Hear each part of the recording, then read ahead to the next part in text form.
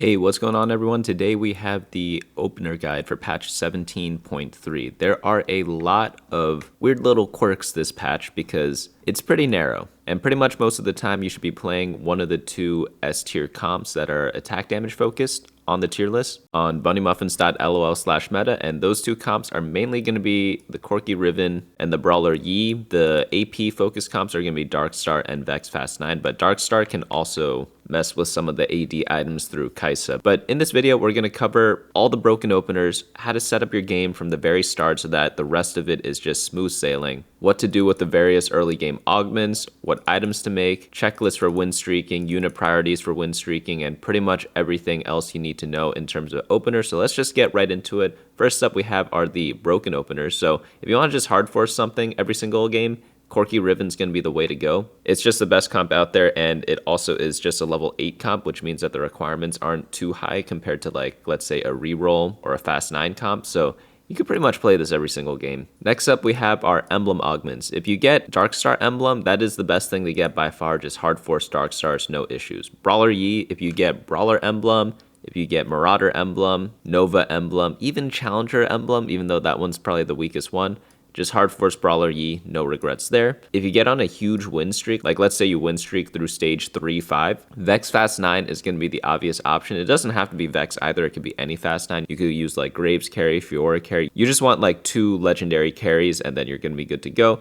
Anima cash out. Corky Riven's going to be a great option there. You could also do some weird stuff. Obviously, any comp works with an Anima cash out if you use the item well. My favorite way to kind of deal with that is go to teamfight.lol, go to the data section, and then just type in whatever item you get. If you get Battle Bunny Crossbow, it's going to tell you exactly who to put it on and how to use it. Whenever you get this cash out, you get a Jinx 3-star, so she's going to be an obvious option, but stuff like Kindred might be a little bit better, and then obviously there's some other options down here too. But pretty much whatever anima item you get, just type it in here, and you'll be more than good to go on what direction to kind of move into. Now, if you get artifacts, Corky Riven's a great option because Riven uses almost every single artifact item. It's not that artifacts are good for Corky or Riven or Rammus, it's that whatever you get, you're gonna have a user for your artifact items. So that's the main reason why it's quote unquote good. It's not like best in slot or anything, but it's good because you can manage the RNG portion of not getting specifically whatever artifact item you want for very specific, like let's say a reroll comp. Like for Lulu, you might want some specific ones. Brawler Yi also uses this pretty well because it also favors melees. Like artifacts, they favor mainly melee comps and reroll comps. So that's kind of why you see this breakdown over here. And then if you ever get an AD Psionic item, you could always just hard force Brawler Master Yi. The only like required item on Yi is Edge of Night, so as long as you could build one Edge of Night throughout the entire course of the game, and if you have an AD Psionic item, you pretty much have everything you need for Yi, so that's kind of why it's set up like that. Now, for rerolls, there aren't too many right now. I would just say it's Lulu and Lissandra. I'm not saying it's impossible to play the other ones, but in terms of like actual good power and reliability, these two comps are going to be the ones to go for. So if you ever get any of the reroll augments, such as like Treasure Hunt, No Scout, No Pivot, these are the two to kind of go for. Now, if you're lose streaking, try to play Time Breakers or Primordians if offered. Like, Primordian reroll is pretty bad right now. I think it's averaging near like a 4.9 or something like that. But that doesn't stop you from just playing 3 Primordian early on in the game just to get a gold every single round, you know? That never hurt anyone. And who knows, you might even upgrade some of your units to get ready in time for Stage 3 to stabilize, and that's kind of why Primordians are good. Time Breakers are good for the XP still, or the rerolls, depending on whether you win or lose. If you're losing, you get rerolls. But then you could always try to aim for playing one of the standard comps such as Corky or Brawler Yi, or just try to find a way to play something like a reroll comp such as Lulu. But ideally, right now, like lose streaking is not what you want to do unless you have an anima squad cash out. If you are lose streaking, like I'd say this is one of the worst patches for it because level 8 comps typically aren't the best for lose streaking, but that's what I think you should be playing right now if you do find yourself in that scenario. But pretty much expect to be contested because a lot of the comps I'd mentioned like 50 times, and throughout this whole video, I'll be mentioning it 50 times, but with that in mind, econ is really, really, really good. If you don't get an econ augment, people are just going to roll before you, and then you just can't find any of your units. So that's going to be a struggle there. That's why we have to get into the other openers to kind of learn when to go for the other comps, if at all. So first things first, Expedition, great. I generally like to feed approximately 3 gold worth of units every single turn. Some people, they do cheaper units, and then later on they throw in the upgraded units in there, but pretty much you should be aiming to cash out by stage 4-1, and then just playing around what you get there. Prismatic Ticket, Lulu, no-brainer. Lissandra, also an option.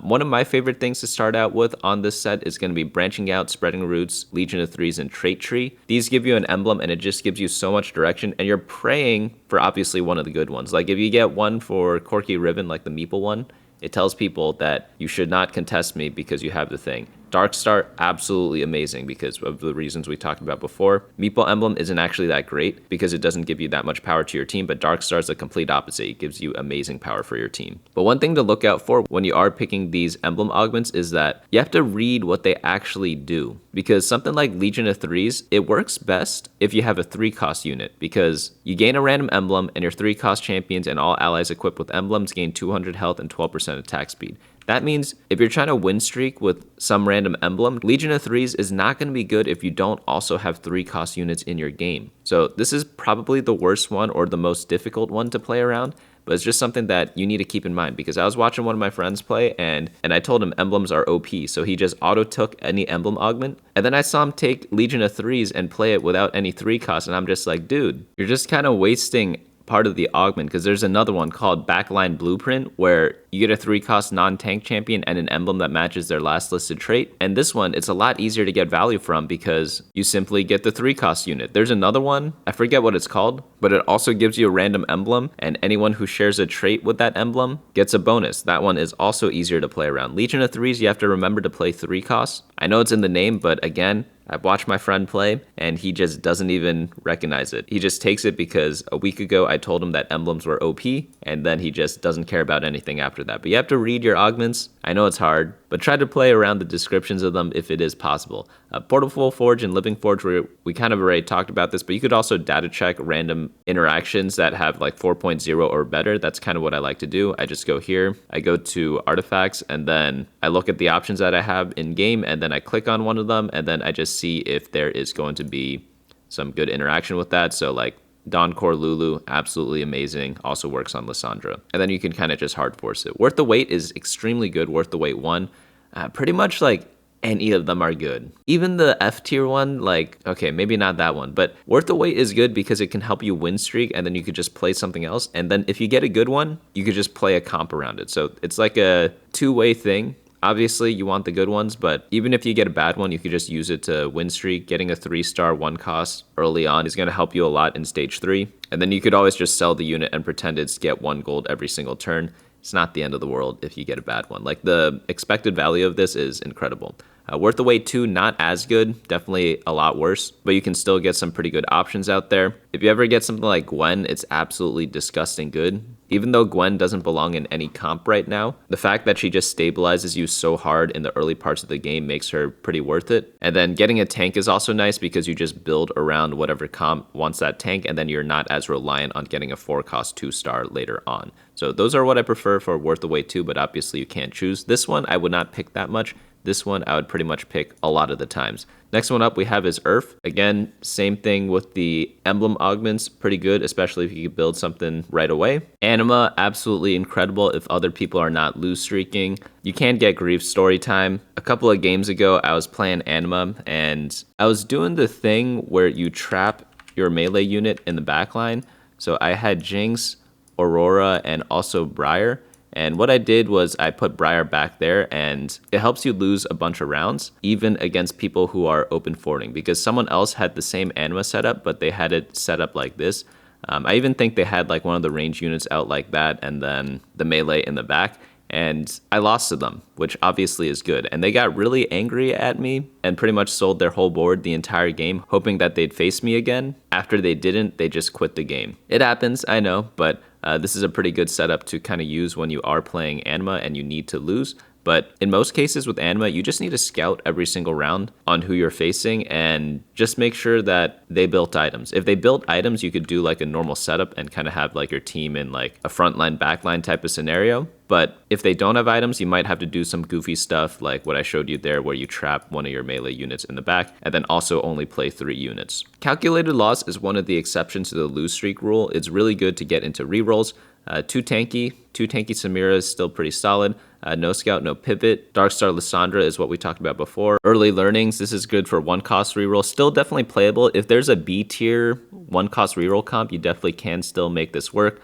Solo plate, really good if you look on the tier list and one of the units uses a stone plate. So if we go to, let's say, Asol AP Flex, Mighty Mech, absolutely incredible on it, and it is meta right now, so you definitely can take this. And then a lot of the random RNG augments are also pretty good, like Expected Unexpectedness, Magic Roll, things like that. Always provide decent value. I'll try to add more augments for next week. I do hope to have like every single stage 2-1 augment on here to help everyone out a little bit, but these are the main ones I want to focus on right now.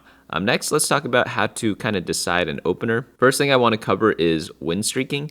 So right now, econ augments are very popular, so I think win streaking is decently easy right now, even though a lot of people are trying to do it. Because what ends up happening is if you're playing Fast 8 or Fast 9, you want to win streak, but you also want to guarantee that you have a lot of gold, so that's why you take econ augments. So what ends up happening is the people who take item or combat augments early on end up win streaking, and then the people who take econ augments end up doing some sort of win-lose, and then you have approximately the same amount of gold when you do your level 8 roll down. The econ guy might have a little bit more though. The one caveat to what I said though is that the person who took the item or combat augment to try to win streak is not guaranteed to win streak, because he could face another person with the same setup and one of them has to lose. At the same time, if you took an econ augment, it doesn't mean that you can't full win streak. So you can have the super high roll scenario of econ augment plus full win streak, and then you could have the low roll scenario of taking an item augment and then not win streaking. All these different scenarios, there are 4 scenarios, dictate how you play and what you can play. So if you took econ augment and win streaked anyways, Fast 9, no question about it. Don't even play a level 8 comp. Do not play like the Corky Riven. Do not play the Master Yi comp. I mean, you can, but you're kind of wasting and squandering that opportunity. It's kind of like being a math genius and going into working at a hedge fund instead of like discovering a cure for cancer or something like that, you know? Kind of wasted.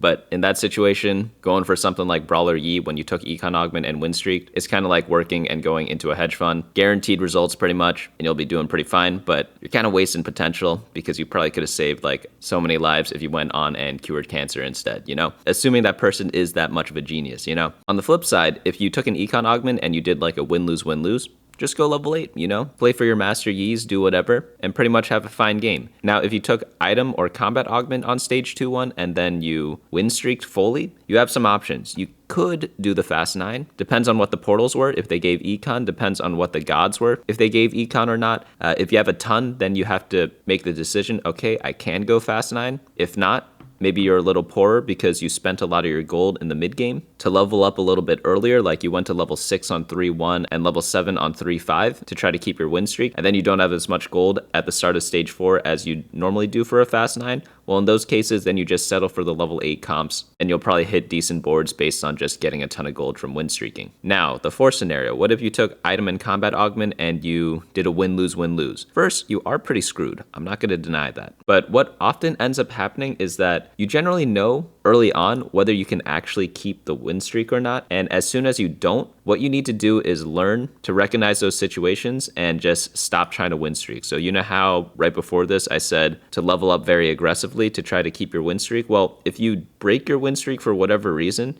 all you have to do is stop wasting gold and just save it instead. And then on stage 3-2, look for an econ augment and try to recover through there. That way, once you hit stage 4-2, you'll have a little bit less gold than some of the other scenarios that I talked about, but you'll still be able to have enough to build some semblance of a board on stage 4 for a bunch of the level 8 comps. And again, the level 8 comps are just going to be the AD comps that we talked about, mainly Yi and Corky. Darkstar is also an option if you wanted to go AP. You could play around Karma. There's also some ASOL builds out there that you could play with, but in general, AD is greater than AP on this patch. But let's go over some unit priorities on stage 1 for these types of playstyles, because these units units are just pretty good for win streaking early on. All the melee damage units are really good. Talon and Briar, great for win streaking early. Briar also has an added bonus of doing primordials if you need to switch to lose streaking. Lissandra, very top tier. There are reroll comps built around her, so very solid stuff. Leona and Nasus, solid tank liners as vanguards, and they work pretty decently with a lot of the 2-cost units.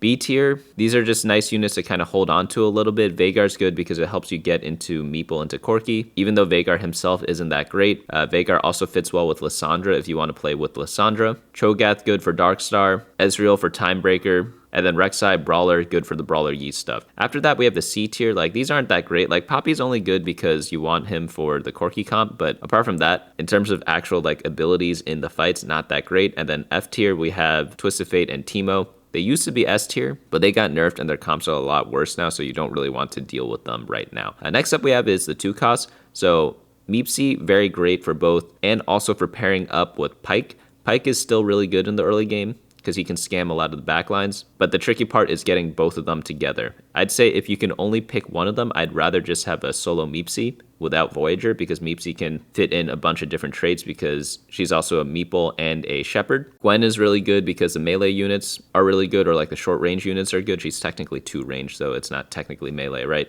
A tier, we have Timebreakers, Bel'Veth, good for Master Yi comp or for Primordians. Mordekaiser, you play him in Darkstar, and he also works really well as a triple trader. He works well with Vanguards, Darkstars, and also Conduits, so you could play him with a bunch of different stuff.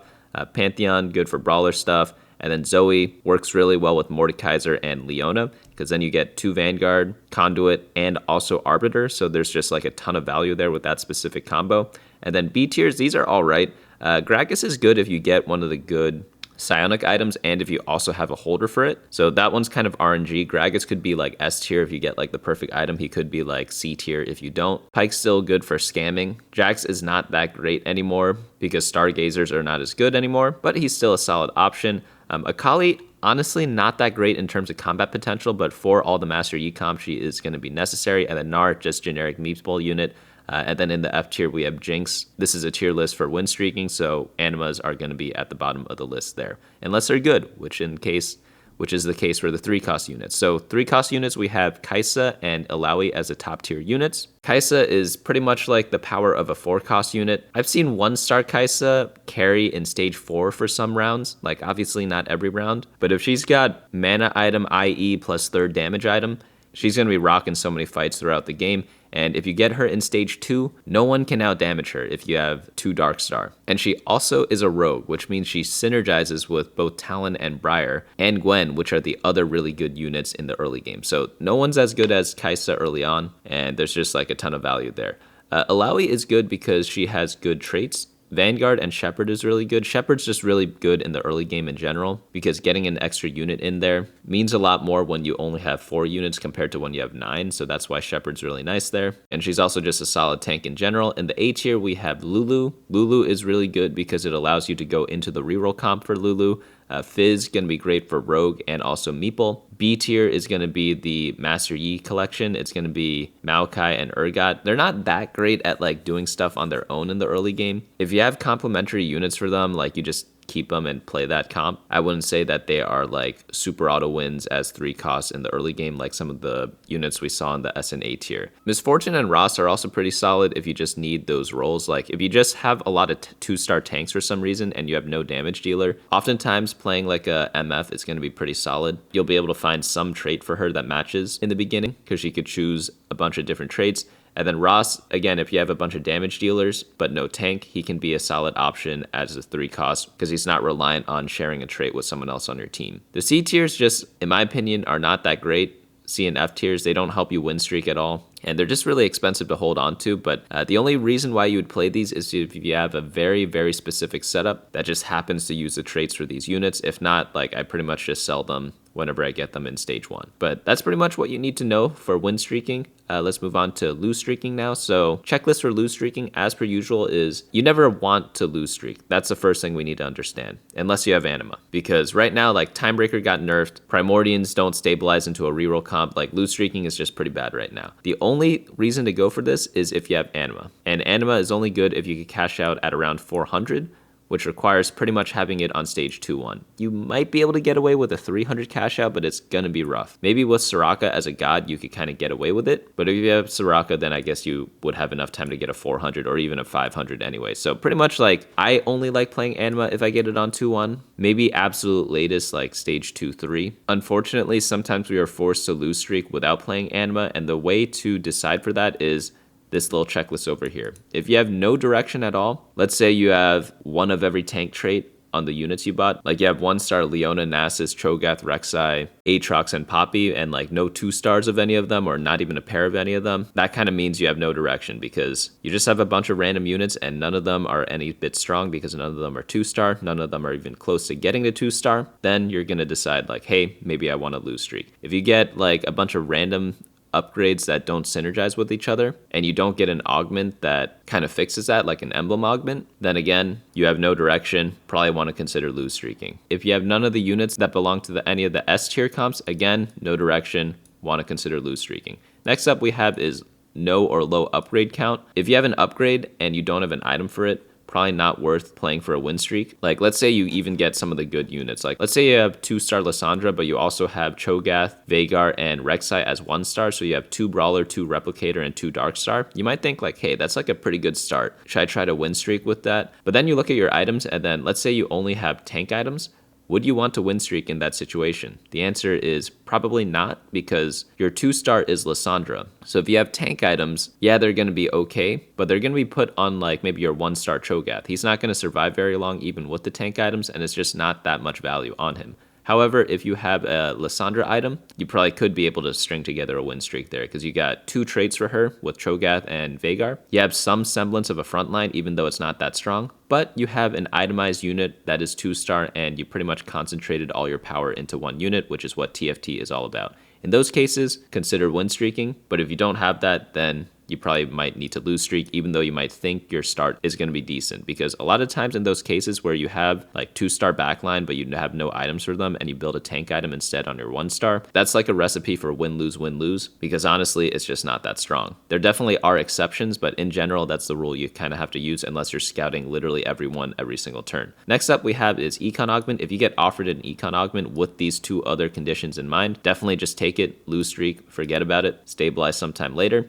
And then also you need to look if econ gods are there, or if like Soraka is there specifically, because Soraka can bail out a lot of lose streaks because she often gives a lot of life, which is obviously really nice when you are lacking it. So that's pretty much what you need to know for lose streaking. I know I was a little bit long on that section considering you could just read these 4 sentences, but the nuances are pretty important when you actually are playing the game. By the way, if you want to read the full description on everything, head on over to the website bunnymuffins.lol/openers, where you can get the full guide. And I know some people absorb things better when they read things rather than listening to them. It's also free, and it also is the best way to support the channel. But the next section I want to cover is going to be the generic openers. So there are 3 types of generic openers that are going to be the flex boards, the AD boards, and the AP boards. Guess which one is going to be the best on this patch? Well, probably the AD boards, because the best comps are AD right now, but it also doesn't mean it's the only thing you can do.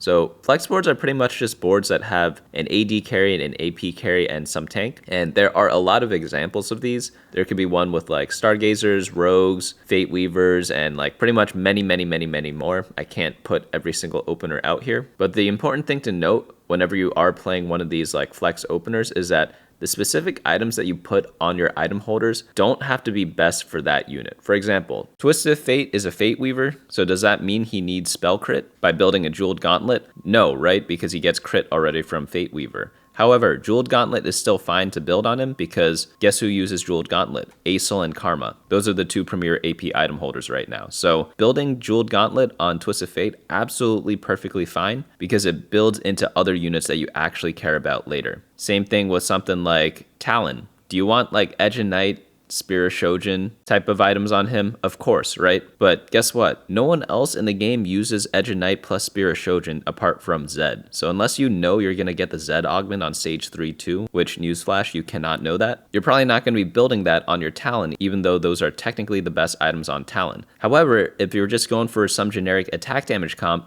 build in like a Edge of Night, i.e. Deathblade, Last Whisper, any of those items, gonna work out great on Talon. Even like a Giant Slayer, like Master Yi uses Edge of Night Giant Slayer. If you build Edge of Night Giant Slayer on Talon, you're gonna be fine. Technically, Giant Slayer is an awful item on Talon because he jumps to the backline and attacks their damage units, and Giant Slayer is only good against tanks. So even though you have an anti-synergistic item, it's still perfectly fine to build it on Talon because he's used as an item holder, not as your carry for the rest of your game. So always build items for comps you are going into. Don't worry too much about building like best in slots for the items you have, unless there's one exception, you are super win streaking and you absolutely need to do it in order to beat the other win streakers that you are facing. Those would be the rare case I would say to do that. But when you do have that situation come up, you probably are going to be doing a fast 9, in which case best in slot items don't matter anyways. So you don't actually care that you have suboptimal items under 2-star Graves, Fiora, Vex, or whatever, right? So those are the little intricate scenarios that I wanted to cover in some of these openers. Like you could definitely look at all of these and be like, hey, are those items good or bad or whatever? The honest answer is it doesn't matter. You could build any items that kind of fit those units. Great example is going to be this Gnar Meeple build. You might think like, hey, I got Meeple Gnar as an opener. Should I go into Corki Riven? Well, if you built the items that I put out here, the answer is no. There's Rageblade, Kraken Slayer, and Last Whisper. Corki doesn't use Rageblade and Kraken Slayer.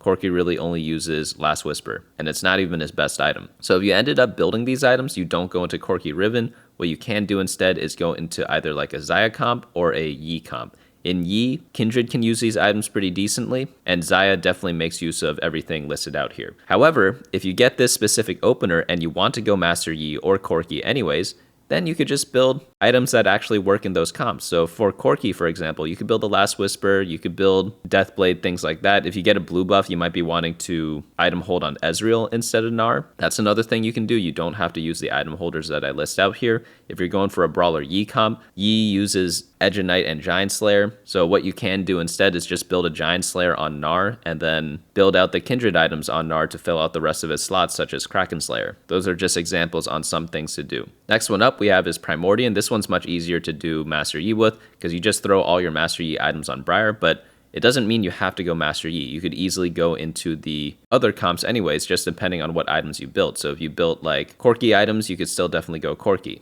Like Kai'Sa uses blue buff or Shojin. Corki likes the same thing. She likes Last Whisper. Corki also likes Last Whisper. Kai'Sa likes Infinity Edge, but you don't have to build the Infinity Edge if you know you're going for Corki. But these are just some nice sample boards because the synergies just work out pretty well together. So that's kind of why I have them listed out here. Like this one, you have 5 traits from 5 units, which is honestly pretty insane. This is going to be really good for getting the ASOL quest where you need to run 6 unique traits. All you have to do is play this board and then add either a Timebreaker or a Voyager, and then you're there. But these are some generic good starts if you are going into either Karma, Darkstar, ASOL, things like that, because you have an item holder for ASOL and Karma, and then any tank can hold any of your tank items, and that's pretty much how those comps are kind of set up. But pretty much just to sum up all the openers at the top, like you really just want to be angling Corki Riven, Darkstar, or Brawler Yi. If you get any of the conditions listed out here, just hard force whatever comp I listed out and just go for it. Even if you're contested, it doesn't matter because right now you pretty much have to expect to be contested. The only exception is